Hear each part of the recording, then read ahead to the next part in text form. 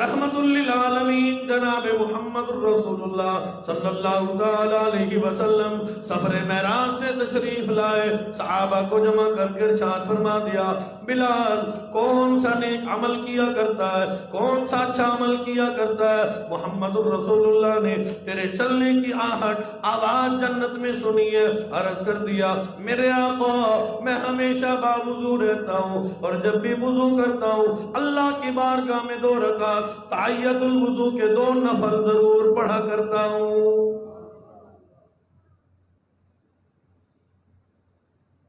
لوگ صحابہ کے بارے میں بات کرتے ہیں، ہماری تو نمازیں پوری کوئی نہیں، ہمارا ایمان مکمل نہیں، قرآن کی تلاوت مکمل نہیں۔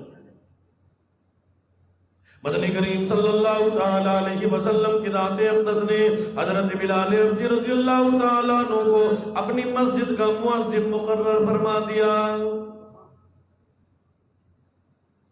آج ہم دنیا میں ہر وقت سوچتے ہیں یہ کاروبار کریں، وہ کاروبار کریں، دنیا میں ترقی کریں، بلندی کریں، چاند پہ پہنچ جائیں، سورج پہ پہنچ جائیں۔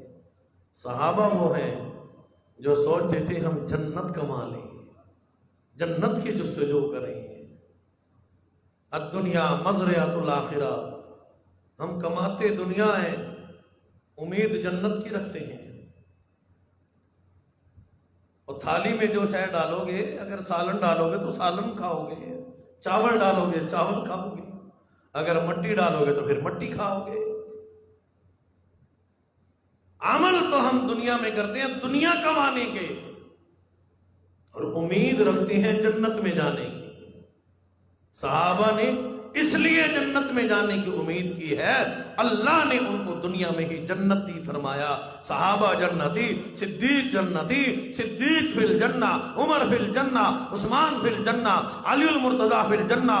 جب تمام کے تمام صحابہ کی باری آئی، اللہ نے فرمایا محبوب فرما دیجئے رضی اللہ عنہم ورضوا عنہ، میں اللہ ان سے راضی ہو گیا، یہ مجھ سے راضی ہو جائے۔